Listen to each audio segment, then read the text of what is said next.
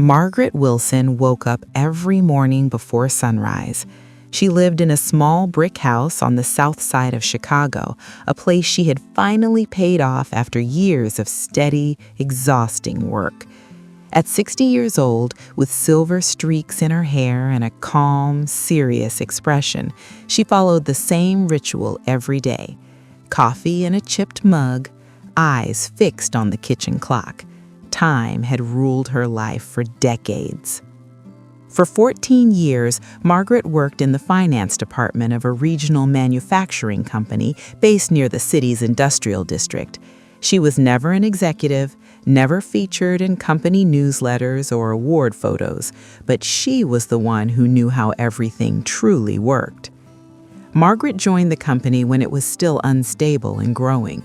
She watched managers come and go. She trained people who later became her bosses. She stayed through mergers, system changes, and endless budget cuts.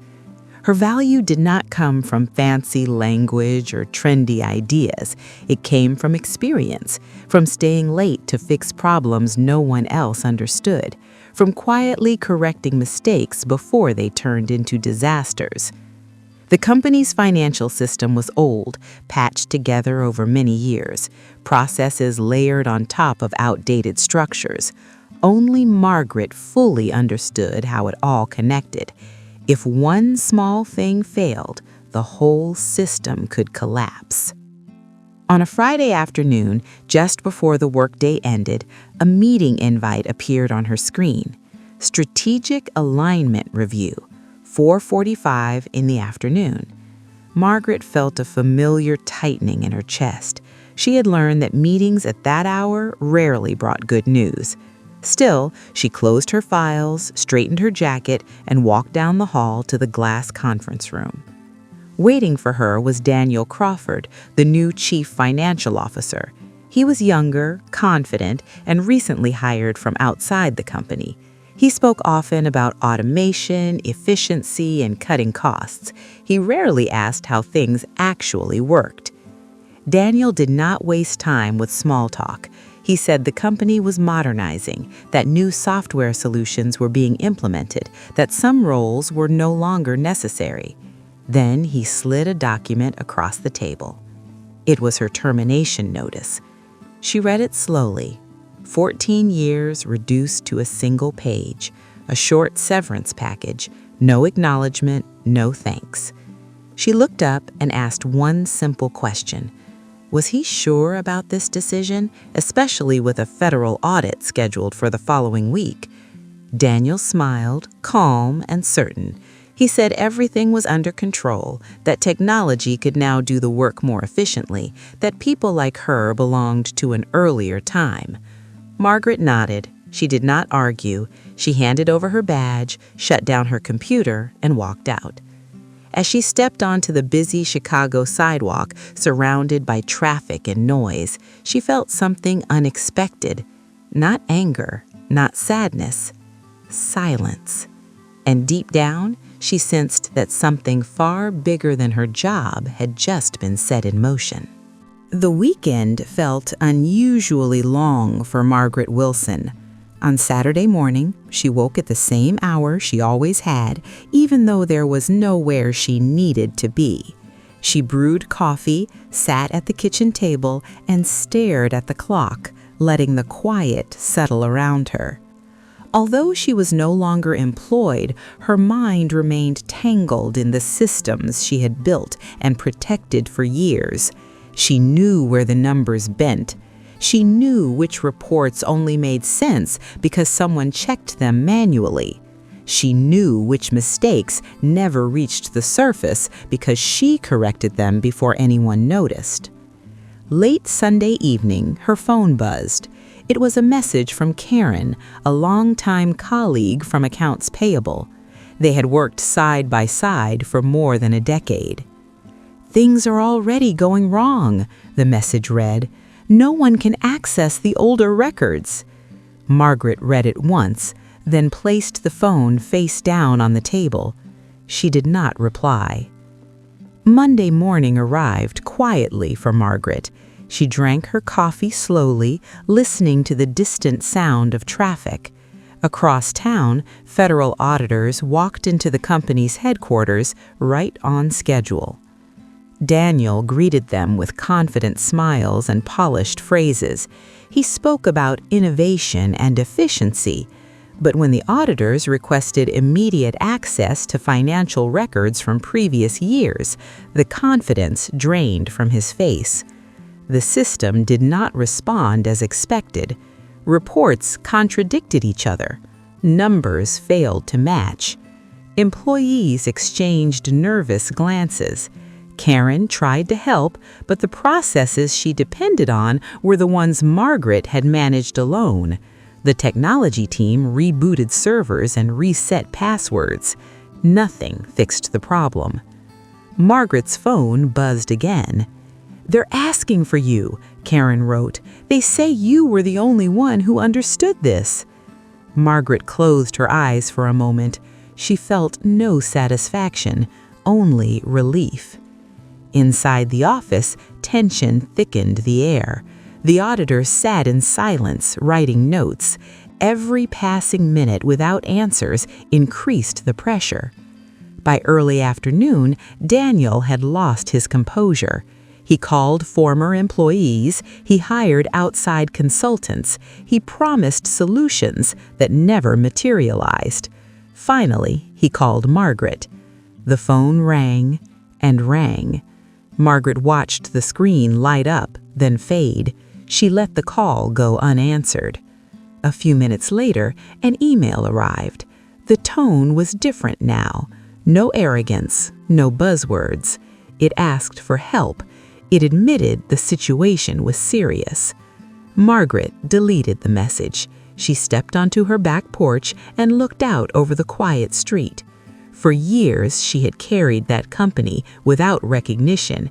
Now her absence spoke louder than any spreadsheet. As the afternoon slipped into evening, the phone rang again. This time, she answered. Daniel's voice was no longer confident. It was strained, almost pleading. He said they needed her to come in, even briefly, that everything was stalled, that the auditors were not leaving. Margaret listened without interruption. When he finished, she spoke calmly. "Do you still believe my role was unnecessary?" The silence on the other end of the line answered the question better than words ever could. After the call ended, Margaret Wilson placed the phone gently on the table. Her hands were steady. What she felt was not anger, but the weight of years spent being invisible. Inside the company, the situation unraveled fast. The auditors demanded older documents, clearer explanations, names tied to approvals. Reports submitted in the morning were questioned by the afternoon. Nothing aligned. Daniel no longer walked the halls with confidence. His steps were hurried, his voice lowered. His suit looked the same, but the certainty was gone. The outside consultants struggled. They rearranged data, ran tests, and rebuilt reports, but every change exposed new inconsistencies. The system was fragile, without the quiet corrections Margaret used to make. Karen watched the chaos with growing dread. She knew how often Margaret had prevented exactly this outcome. Without her, the numbers told the truth in their rawest form. On the second day of the audit, the auditors requested a private meeting with Daniel. The door closed. The conversation inside was tense and direct.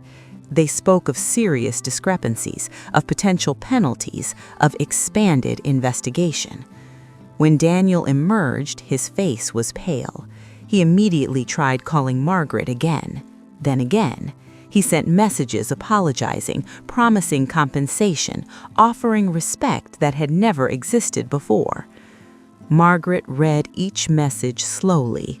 She thought about missed holidays, late nights, being talked over in meetings by people who understood far less. That night, sleep did not come easily. She sat in her living room remembering a time when her opinion mattered, when decisions were discussed, not dictated. The next morning, her phone rang from an unfamiliar number. She answered. It was Daniel. His voice was tight, almost broken.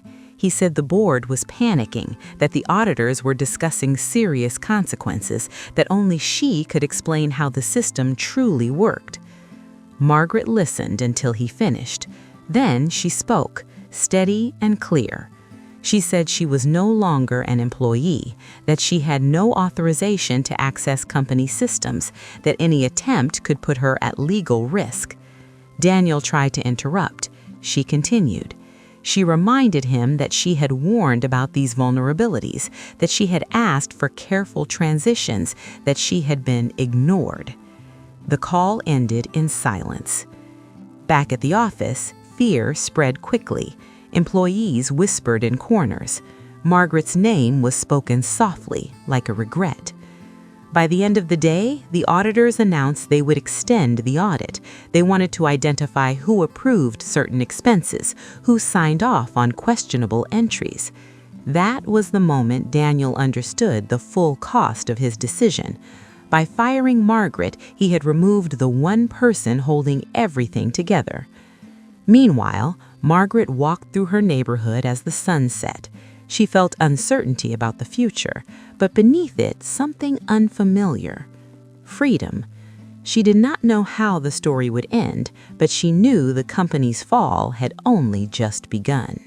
By Thursday morning, the atmosphere inside the company had completely changed. The board of directors was called into an emergency meeting after receiving a preliminary audit report.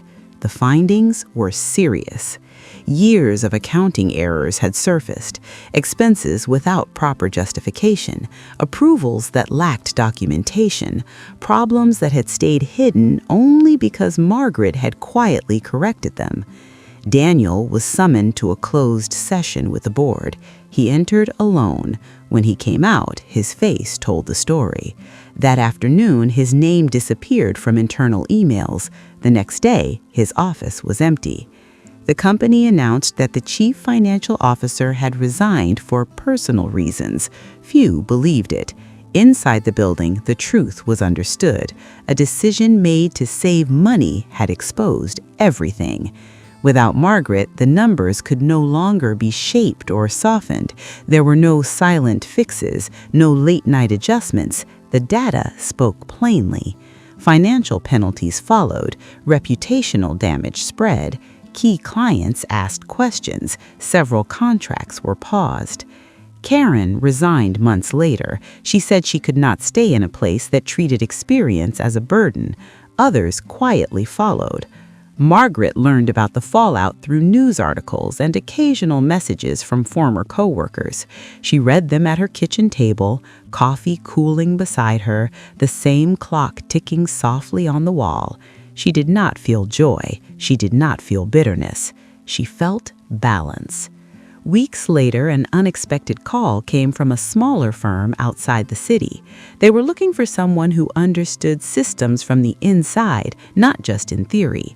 Margaret agreed to meet. She set clear conditions: respect, boundaries, a voice in decisions. They agreed.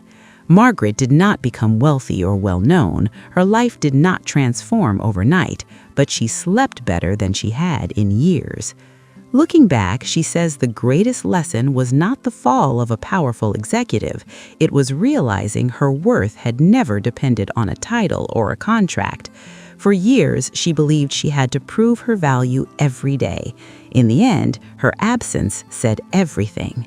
Stories like this happen everywhere. Experienced people are dismissed. Knowledge is ignored until reality steps in.